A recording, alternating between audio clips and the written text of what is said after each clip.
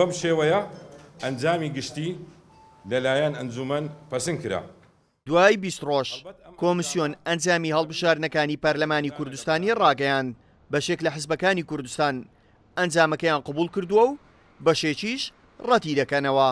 یەکێتی نیشتیمانی کوردستان کە چەند کورسیەکی پەرلەمانی زیاد کردووە وتەبێژی یەکێتی دەڵێت سەرەڕای تێبینیان لەسەر پرۆسەکە بەڵام ئەنجامەکان قبول دەکەن.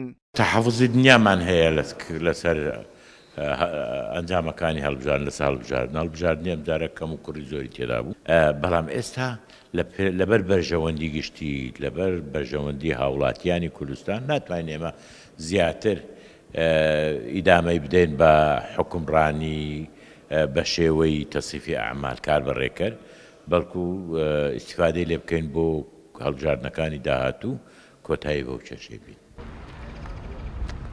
پارتیش کە کورسیەکانی زیادی کردووە لێپرسراوی دەستگای هەڵبژاردننی پارتی دەڵێت پێویستە هەمولایەنەکان ئەنجامەکان قبول بکەن لە هەموو هەڵبژاردنێکیش گلەیی دەبێت.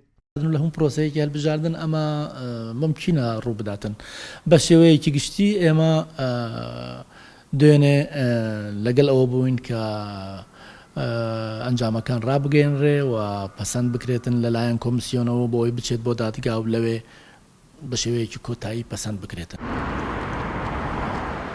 گۆڕان کە لەو هەڵبژاردنە نیوەی کورسیەکانی لەدەستداوە ئەندامێکی جفاتی گۆڕان دەڵێت چاوەڕوانی کۆبوونەوەی جفاتی نیشتیمانین لەوێوە هەڵوێستی خۆمان لەسەر قبولکردن و ڕەتکردنەوەی ئەنجامەکان ڕادەگەێنین.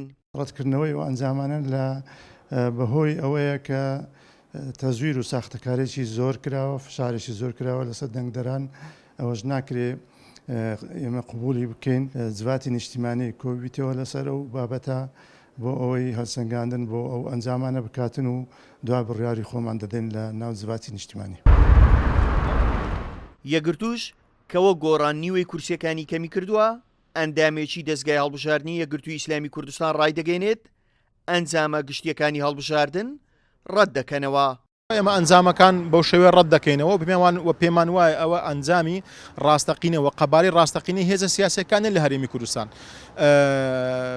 یعنی گومان لەوە دانێت کە ساختەکارێک زۆر لە هەڵبژاردنەکان کراوە. ڕۆژی 30 ئەیلول هەڵبژاردننی خولی پێنجەمی پارلەمانی کوردستان ئەنجامدرا. دوای ڕاگەیاندنی ئەنجامەکانیش پارتی و یەکێتی یەکەمی و دووەمی ئەوە هەڵبژاردنە بوون. چاوەڕوانیش دەکرێت دوای پەسەندکردنی ئەنجامەکان لەلایەن دادگا دەست بکرێت بە گفتوگۆ بۆ پێکهێنانی کابینەی نوێمی حکوومەتی هەرێمی کوردستان. هاوکار عەبدوڕەحمان، کورسات نیوز، هەولێر.